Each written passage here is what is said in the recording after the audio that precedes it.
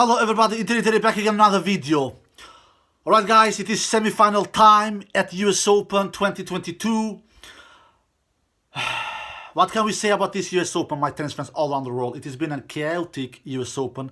Actually, exactly like I predicted 2 weeks ago when I did my US Open top 8 favorite list preview. I said that I think we will get a chaotic US Open, and it is exactly what has happened.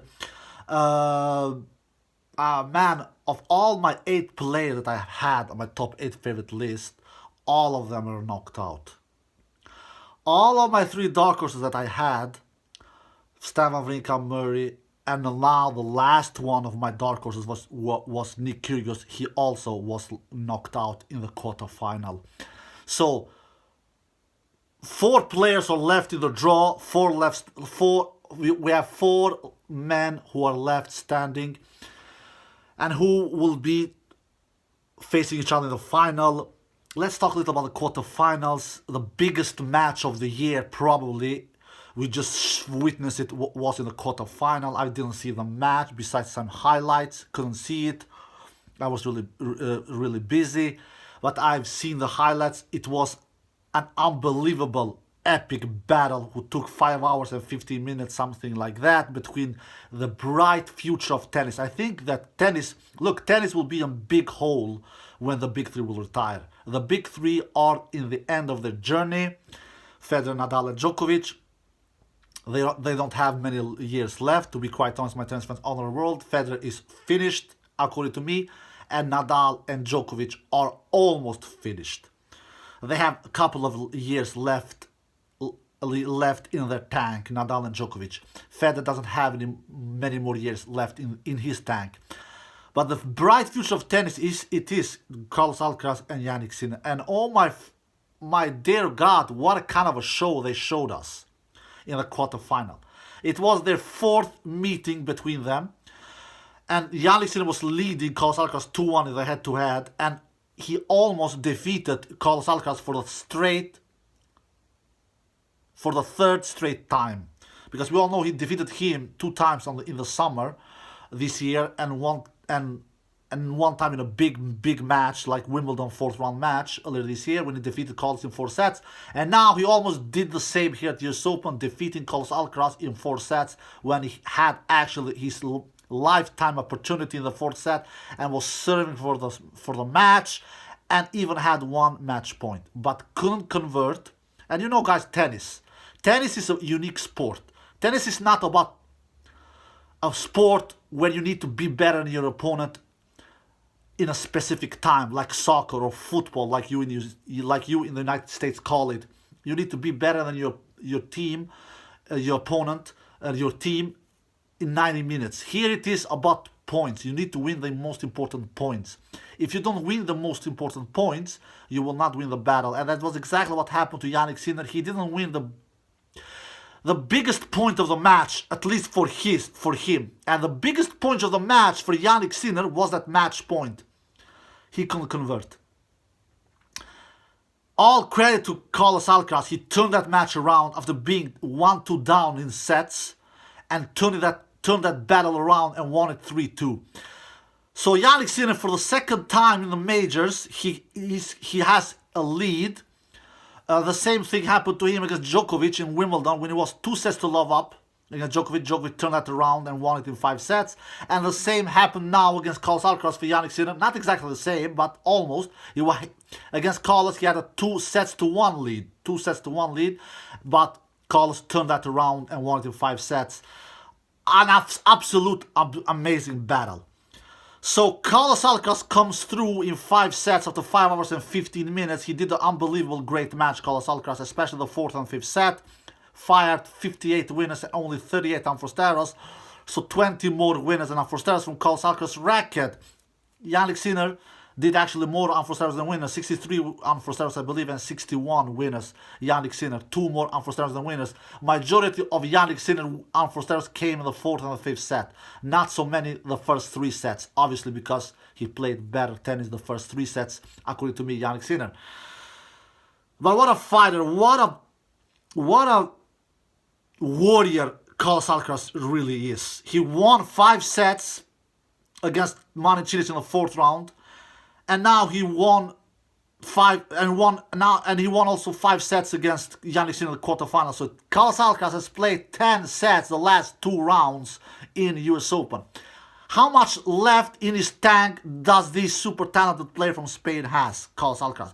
How much gas does he have in his tank? I don't know, man. We need to find out on the semifinals. It will not be easy. Anyway, Carlos Alcaraz through to his first ever semifinal in majors in his career. Then Khachanov defeated Nick Kyrgios, the tennis bad boy, in 5 sets. He was the better player, Khachanov. He, especially from the baseline.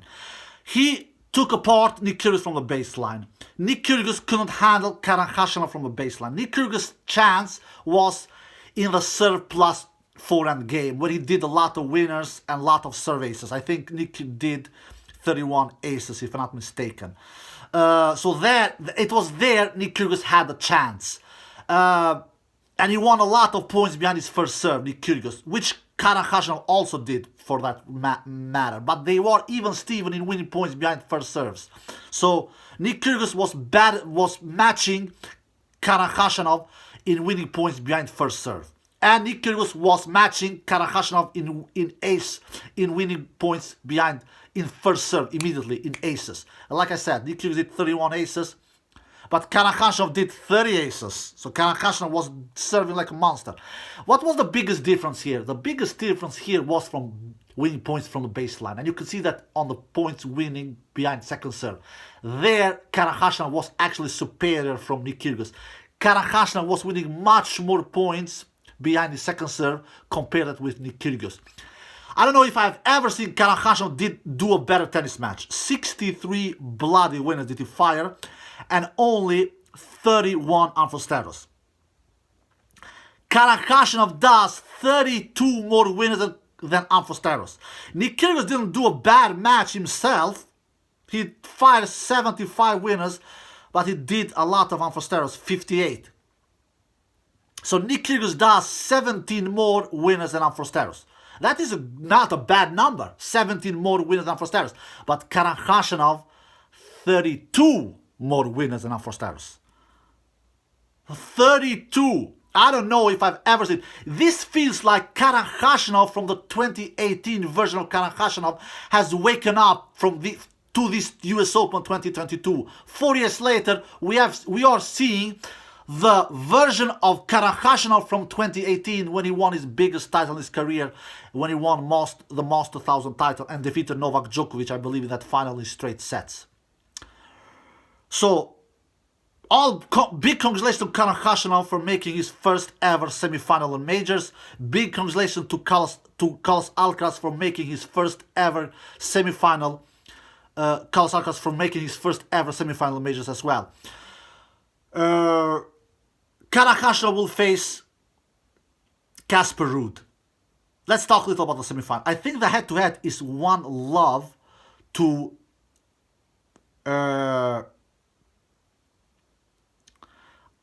I think it is 1-love to Khachanov against Casper Ruud. I think so. I've not watched it, but I think Khachanov is leading. I think Casper leads Khachanov 1-love. I think it is Casper who's leading Khachanov 1-love in the head-to-head. But I think that they played each other. I don't know. It will maybe on clay. Anyway, I think Casper leads Khachanov 1-love in the head-to-head. Who will win this one?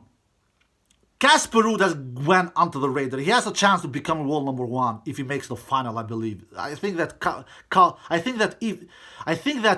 Alcaraz and Casper Ruud, if one of these two players makes the final, if I'm not mistaken, because I don't know exactly the details, if one of these players, Carlos or Casper, makes the final, the US Open final, then one of these two will be the world number 1.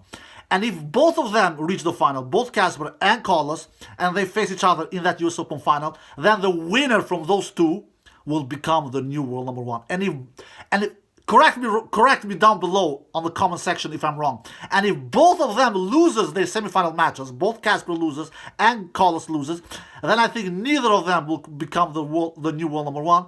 And the new world number one, he's the past. He has been world number one in the past as well.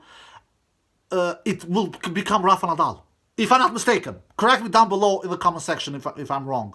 But it is in this way that I have understand this kind of a world number one scenario.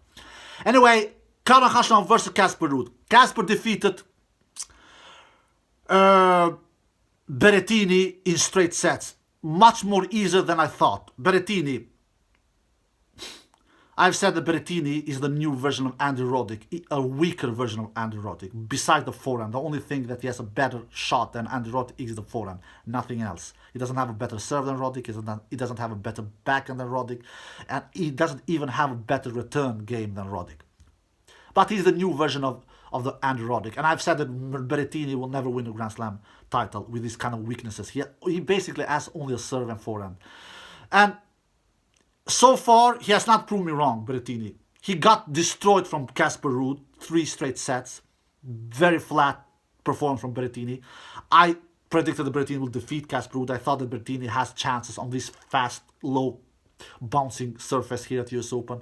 He will have advantage with his big serve, big forehand. I was dead wrong. Casper Ruud took him apart in straight sets.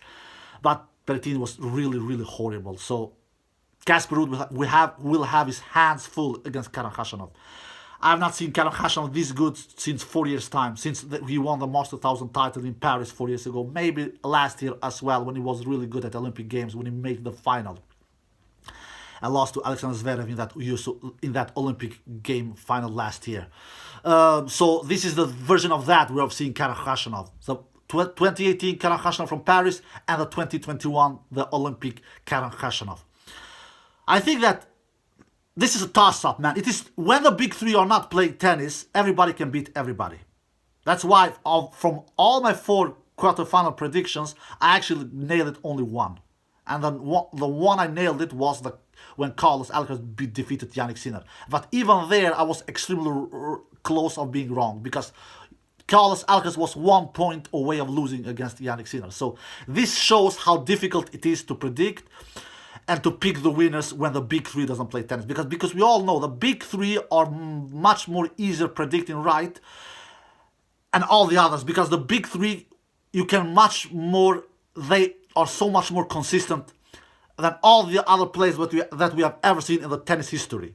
Because they are so much reliable and then all the others. So the match between Khachanov and Casper Ruud is a toss-up. I will pick Khachanov. I don't know, the match he did against Nick Kyrgios was not horrible. He was not great either, but he was solid, Nick Kyrgios. Like I said, he did 75 winners and 58 unforced errors. So Nick Kyrgios does still 15 more winners than unforced errors. But Khachanov, he does 32 more winners than unforced errors against Nick Kyrgios. So, can Casper win? Of course he can. Of course he can. I think he's the odds favorite, Casper Ruud. But I will go with Khachanov here.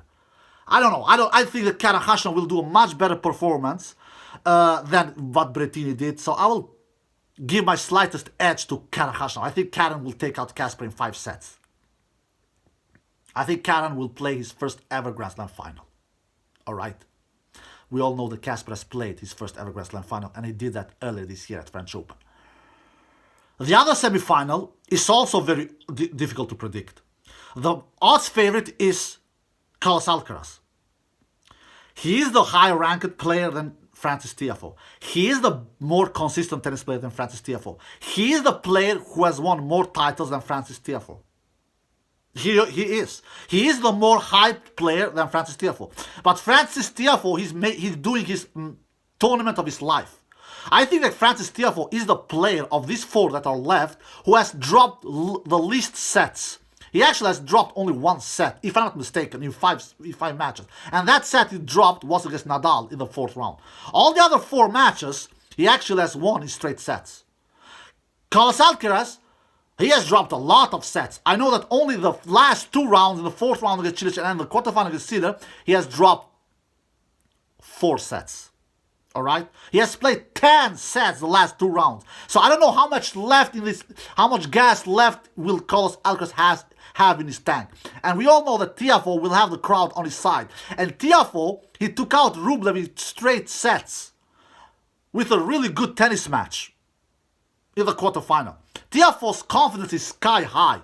He's taking the ball early. He's serving big. He did 18 aces against Rublev. He did 18 aces against Nadal. And the head-to-head is 1-love to Tiafoe, if I'm not mistaken. They have faced each other only one time, and that only time Tiafoe actually defeated Carlos Alcaraz. I know that the odds favorite is Carlos Alcaraz against Tiafoe, but I'm not so sure that Carlos will win this one. I'm not. It is a toss-up. It is a toss-up. It is really difficult predicting both of these 2 matches. Man, I will go with Tiafoe. I'm not sure. I'm not sure at all. I will go with Tiafoe. Both of these 2 matches, the odds favorite is Casper against Khachanov. The Carlos Alcaraz is the odds favorite against Tiafoe. But I will go with the underdogs. I think that both Khachanov against Casper and Tiafoe against Carlos, both of these 2 players are the underdogs. I think so. But I think both of them can win these 2 matches. I really think so. I will not be surprised if I'm wrong in both of these 2 matches. I'm not. I will not be. I will not be shocked if we see Carlos Alcaraz and Casper Ruud facing each other in the final. And they will battle it out. Both who will win the first ever Grand Slam title and who will be the new world number 1 on Monday. Casper or Carlos. But I think both of these 2 will lose their matches. And Nadal will become the new world number 1 on Monday. I don't know, Carlos Alcaraz, he's super good. And he's very talented. Like I said, he's a better player than Tiafoe. He's a more higher ranker than Tiafoe. He has won much more titles than Tiafoe, especially bigger titles than Tiafoe. Tiafoe has never won a Master 1000 title. Tiafoe has never even won a 500 class tournament, if I'm not mistaken. I think Tiafoe has won only 1 tournament in his life. Only 1. I can't believe that Tiafoe has only won 1 tournament in his life. Man, he has so much more potential than this. Considering how much of a big game he really has. Big forehand, pretty big serve, solid backhand, super fast on court. How has this dude only won 1 tournament in his life? And he's 24 years old, I think, Tiafoe. So he's not crazy young. He's not like he's 18 or 19 years old or 21. Like Sinner is 21. Like Carlos Alcaraz is 19. So he's 24 years old, Frances Tiafoe. And he has only won 1 tennis title in his career. And I think that 1 title he has won, I think it is a 250 class tournament. So, Frances Tiafoe will go in that semifinal match with all the belief, with sky-high confidence. He has defeated the 20 times Grand Slam champion on the way, Rafa Nadal in the 4th round.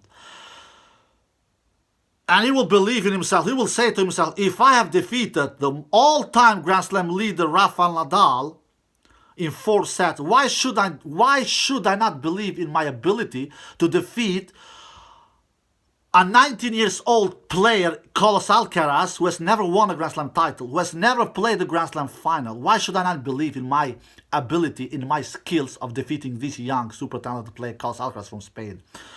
And who I have defeated in the past when we have played each other, which he did earlier this year. So I will pick Frances Tiafoe. And Frances Tiafoe is the player who has impressed the most of all these 4 players who are left in the draw. Like I said, he is the player who has dropped least sets. He has actually dropped only 1 set in 5 matches. So that should also say something to us. That should also prove to us tennis analysts that he can do the job in the semifinal against Carlos Alcaraz. And not to forget, Carlos Alcaraz is super strong physically. He's a physical beast. He's a physical monster. His physicality is unbelievable, Carlos Alcaraz. And he's super young. He's 19 years old. But he's still not a machine. He's not a Terminator, Carlos Alcaraz. At least not yet. He must feel some kind of tired on Friday. I believe he must feel something in his legs. Playing 10 sets the last 2 rounds, 4th round and quarterfinal. I will go with Frances Tiafoe. I think we'll get a final between Khachanov versus Frances Tiafoe on Sunday. Am I sure? Absolutely not. This is a toss-up matches. For both of these two matches are toss-up, according to me. Alright guys, I hope you enjoyed this video. If you did, give it a thumbs up, subscribe, and see you next time. Peace.